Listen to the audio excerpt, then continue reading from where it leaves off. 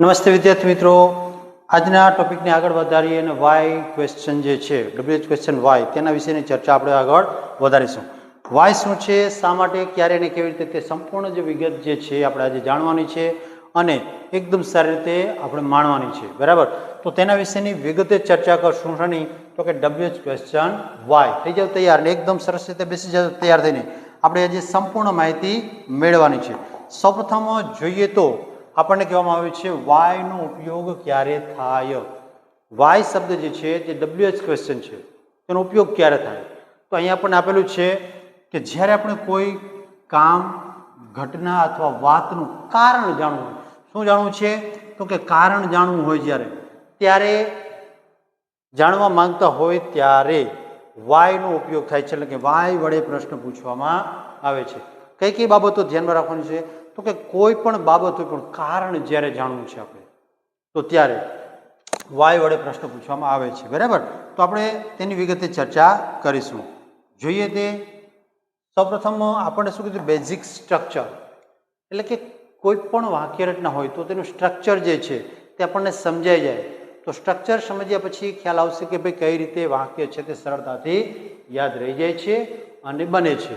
તો પ્રથમ બેઝિક સ્ટ્રક્ચરની વાત કરીએ તો શું છે? તો કે why plus helping verb plus subject અને પ્લસ મેન વર્બ. આ ચાર બાબતને યાદ રાખવાની છે.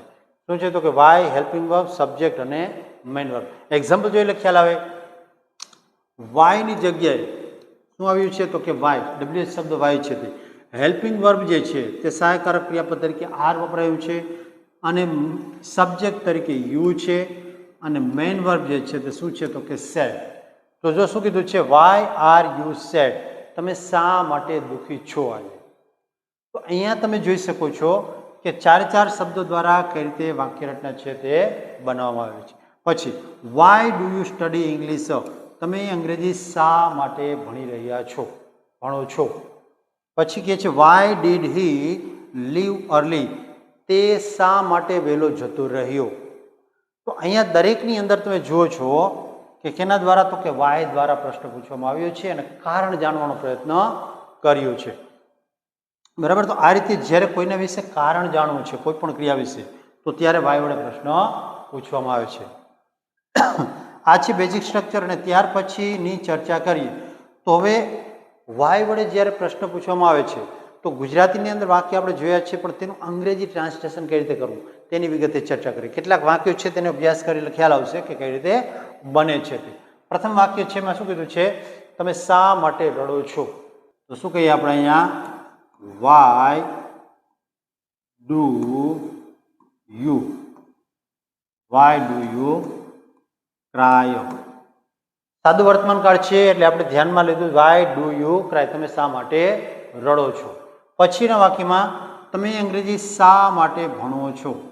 જ્યારે તમારી સમક્ષ જુઓ છો વાક્યમાં શા માટે આવે છે ત્યારે વાય વડે પ્રશ્ન બનાવવામાં આવે છે. તો આપણે શું કહીશું અહીંયા?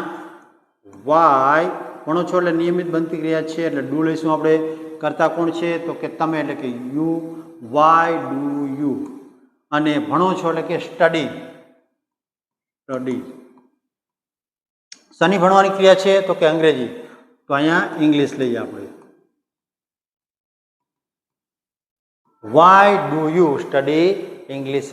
બરાબર. પછી તે આજે ગેરહાજર કેમ છે? જો અહીંયા ઉપરનામાં શા માટે હતું, અહીંયા કેમ એવો શબ્દ વપરાયો છે, તો પણ અહીંયા વાય વડે બનશે. વાય પછી ઇઝ, તે આજે ગેરહાજર કેમ છે? તો શું? Why is he absent, absent. અને આજે કીધું તો આપણે શું કહીશું? Today. Why is he absent today. પછી તેઓ ત્યાં શા માટે ગયા? તો અહીંયા વાય ડુ પછી ધે, વાય ડુ ધે. પછી શા માટે કે ગયા તો ગો, અને ત્યાં એટલે ધૈર. Y do they go there, તેઓ ત્યાં શા માટે ગયા? પછી તે મોડે શા માટે આવશે? અહીંયા જુઓ છો કયો કાળ છે? તો કે ભવિષ્ય કાળ છે. તો આપણે જોઈએ વાય વિલ, ભવિષ્ય કાળ છે એટલે શું લઈશું? વિલ. પછી કરતા શું છે? તે, એટલે કે હી લઈએ આપણે. વાય વિલ હી આવશે એટલે કે કમ અને મોડા એટલે કે લેટ. આ પ્રમાણે વાક્ય બનશે. તો આ છે ગુજરાતીનું અંગ્રેજી. હવે વાય શબ્દ જે છે કઈ કઈ જગ્યાએ વપરાય છે અને કેવી કેવી રીતે આનો પ્રશ્નાર્થ વાક્ય બને છે તેની આપણે વિગતે ચર્ચા કરીએ. તો પ્રથમ જે છે તે શું છે? Simple present tense. સાદો વર્તમાનકાળ જ્યારે આવે છે ત્યારે વાય વડે પ્રશ્ન કઈ રીતે બને છે તેની વિગતે આપણે ચર્ચા કરીએ. અહીંયા પ્રથમ વાક્ય છે સિમ્પલ પ્રેઝન્ટ ટેન્સ, બરાબર. તો શું કીધું? Why do you laugh? તમે શા માટે હસો છો? તો અહીંયા યુ કરતા છે તેને ધ્યાનમાં રાખીને સહાયકારક ક્રિયાપદ શું વપરાયું છે? તો કે ડુ વપરાયું છે. પછી why does he run fast? તે શા માટે ઝડપથી દોડે છે? બરાબર. તો અહીંયા હી આવ્યું છે એટલા માટે સહાયકારક ક્રિયાપદ શું આવે છે? ડઝ. પછી Y do they play here? તેઓ શા માટે અહીં રમી રહ્યા છે એટલે કે રમે છે? તો અહીંયા પણ જોઈ શકીએ છીએ કે ડુની સાથે ધેય એટલે કે ધેય અને ડુ બે એકબીજાની સાથે વપરાયેલા જોવા મળે છે. તો આ છે આપણા સાદા વર્તમાન કાળના વાક્યો. હવે ત્યાર પછીની વાત કરીએ તો સિમ્પલ પાસ્ટ ટેન્સની ચર્ચા કરીએ. તેના વાક્ય કઈ રીતે બને છે તે. Simple past tense present continuous tense. ચાલુ વર્તમાન કાળમાં જ્યારે વાક્ય પૂછવામાં આવે છે તો વાય વડે કઈ રીતે બને? તો પ્રથમ વાક્ય શું છે? Why are you shouting? તો અહીંયા તમે જુઓ છો કે કરતા વાય, ત્યાર પછી સહાયકારક ક્રિયાપદ, અહીંયા કરતા અને અહીંયા મુખ્ય ક્રિયાપદ, બરાબર. પછી વાય ઇઝ સી ક્રાઇંગ? તેણી શા માટે રડી રહી છે? Why are they fighting? તેઓ શા માટે શું કરે છે? તો કે લડી રહ્યા છે. તો આ રીતે જ્યારે વાય વડે પ્રશ્ન પૂછાય છે તો આ રીતે પ્રશ્ન બને છે. બીજી બાબત કે વાય વડે પૂછાયેલો પ્રશ્ન હોય તો તેનો જવાબ કઈ રીતે આપવો તે એક જોઈ લઈએ. તો આપણા વાક્ય છે તે લઈએ. Why is she crying? તો આપણે કહીએ કે she is crying. She is crying. તમે જુઓ છો મિત્રો કે શરૂઆત વાક્યના જવાબની શરૂઆત ક્યાંથી થાય છે? તો કે અહીંથી થશે. શાનાથી? તો કે કરતાથી. સી પછી ઇઝ, અહીંથી અહીંયા અને ત્યાર પછી આ શબ્દ લઈ લેવાનો. C is crying. અને વાય વડે પ્રશ્ન પૂછાયેલો છે તો કારણ આપવાનું છે. તો આપણે શું જોડશું અહીંયા? બીકોઝ. બીકોઝ શું કારણ શું આપવું છે? તો કોઈ પણ કારણ તમે આપીશું. C is crying because she is hungry. She is hungry. તેણી રડી રહી છે કારણ કે તે ભૂખી થઈ છે. તો એ બાળકની વાત છે અને કઈ રીતે? તો કે બીકોઝ વડે કઈ રીતે વાક્ય જોડવામાં આવે છે તે આપણે જોઈ શકીએ છીએ. કારણ સૂચક વાક્ય છે તે અહીંયા પાછળ મૂકવામાં આવે. આ રીતે જવાબ અપાય છે. ચાલો નેક્સ્ટ જઈએ અને એના પછીના કાળની ચર્ચા કરીએ. તો શું છે? સિમ્પલ પાસ્ટ ટેન્સ, સાદો ભૂતકાળ. વાય ડીડ યુ કોલ મી? તમે મને શા માટે બોલાવ્યું હતું અથવા તો કોલ કર્યું હતું? Why did he live early? તે શા માટે વહેલો જતો રહ્યો? તો અહીંયા ભૂતકાળની ચર્ચા છે. Why did they stop the work? તેઓએ શા માટે કાર્ય બંધ કર્યું, અટકાવ્યું? તો જોઈ શકાય છે કે આ રીતે વાક્ય ભૂતકાળની અંદર કઈ રીતે બને છે. દરેક જગ્યાએ તમને જોવા મળશે. શું મળશે? તો કે સહાયકારક ક્રિયાપદ તરીકે ડીડ જોવા મળશે. ચાલો ત્યાર પછી ભવિષ્યકાળના વાક્યની ચર્ચા કરીએ તો future tense. Simple future tense છે તેની અંદર why will you go there? તમે ત્યાં શા માટે જશો? પછી why will she come tomorrow? તેણી શા માટે કાલે આવશે? પછી કે છે વાય વિલ ધે વેઇટ? તેઓ શા માટે રાહ જોશે? શા માટે તે રાહ જોશે? તો ભવિષ્યકાળનું સૂચન હોય ત્યારે આ રીતે વાક્ય બનાવવામાં આવે છે. ચાલો નેક્સ્ટ ચર્ચા કરીએ તો શું આવે છે? તો કે why question and answer examples. Why વડે કઈ રીતે પ્રશ્ન પૂછાય છે અને તેનો જવાબ કઈ રીતે અપાય છે તેના કેટલાક એક્ઝામ્પલની ચર્ચા કરી. હમણાં એક એક્ઝામ્પલ જોયું, ત્યાર પછી આ બીજા એક્ઝામ્પલ છે તેની ચર્ચા કરીએ આપણે. પ્રથમ પ્રશ્ન શું છે? Why are you late? તમે મોડા શા માટે છો? તો અહીંયા શું કહે છે? Because the bus was late? કારણ કે બસ છે તે મોડી હતી. અહીંયા તમે જુઓ છો કે કઈ રીતે જવાબ આપવાનો. અહીંયા પૂરો જવાબ આપ્યો નથી. હમણાં આપણે વાક્ય બનાવીએ તમે જોયું કે બીકોઝથી વાક્યને જોડવામાં આવે છે નવું. તો અહીંયા નવું વાક્ય જોડેલું છે, પ્રશ્ન વાક્ય છે તેને કઈ રીતે બનાવવું તે. તો અહીંયા યુ છે તે કરતાથી ચાલુ કરો. વાય તમને કીધું કે વાય આર યુ લેટ? તો અહીંયા યુનો શું કરશો આપણે? I am late. આગળ જોડવું પડે. શું જોડવું પડે? I am late. પછી આટલું જોડ્યા પછી અહીંથી જોડવાનું because the bus was late, કારણ કે બસ મોડી હતી એટલે હું પણ મોડો છું. પછીનું વાક્ય, why do you study English, તમે અંગ્રેજી શા માટે ભણો છો?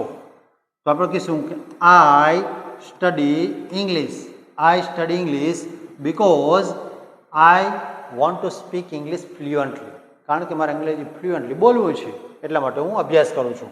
પછી વાય ઇઝ સી ક્રાઇંગ, તેણી શા માટે રડી રહી છે?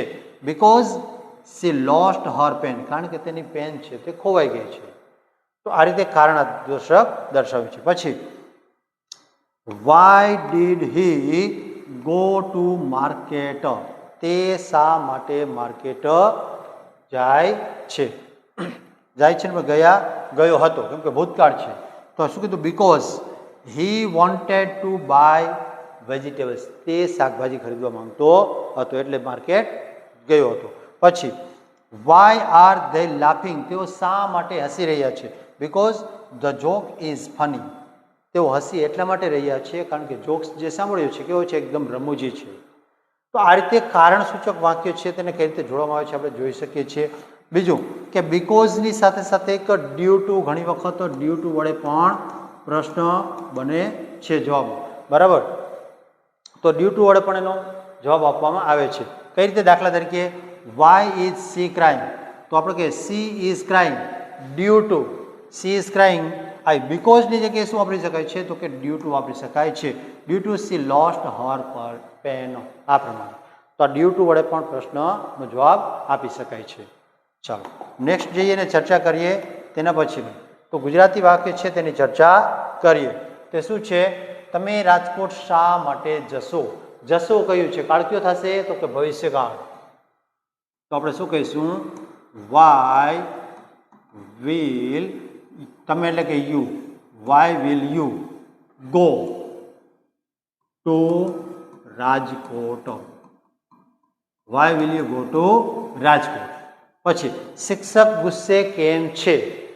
તો અહીંયા કેમ એટલે કે why is teacher, why is teacher angry, બરાબર?